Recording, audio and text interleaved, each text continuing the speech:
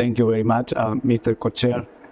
2025 is a Jubilee year in which Pope Francis, in a call that now Pope Leo continues, urged focus on the priority of debt relief and international debt architecture reform that places poverty reduction and protecting the planet at its center. We see the Compromiso de Sevilla as containing seeds that can grow into that Jubilee vision outlined in the calls by the Catholic and interfaith leaders, and in a petition that is now gathering signatures around the world that calls for 3 debt actions. Now, those seeds will require proper care and nurturing to yield the renewed, fair debt architecture that we want to see. First, the absence of a permanent rules-based sovereign debt crisis resolution mechanism remains, to use the words of the Jubilee Commission 33 experts, a hole in the international economic architecture.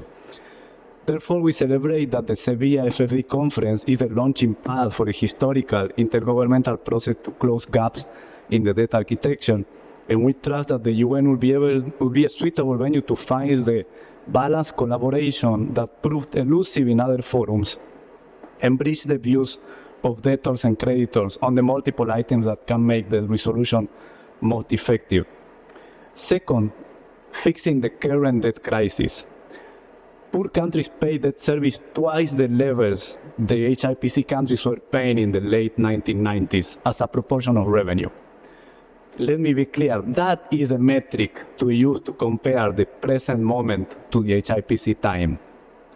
So it is urgent to provide debt relief to countries that need it, and in the Sevilla outcome, countries commit to coordinated policies to support debt relief and restructuring, a commitment that we expect will serve as a platform to generate a fully fledged debt relief initiative.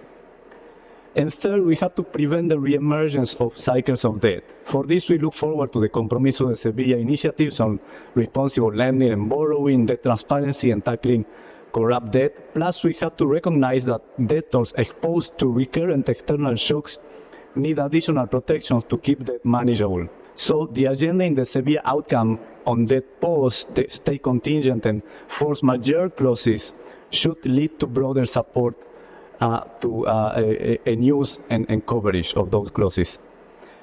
At the same time, developing countries, even those benefiting from debt relief, will still face a challenge of a huge gap in human development and infrastructure finance. And the follow-up to the Sevilla Compromiso de Sevilla should expand access to no or low debt creating options for them. Thank you, Mr. Co-Chair.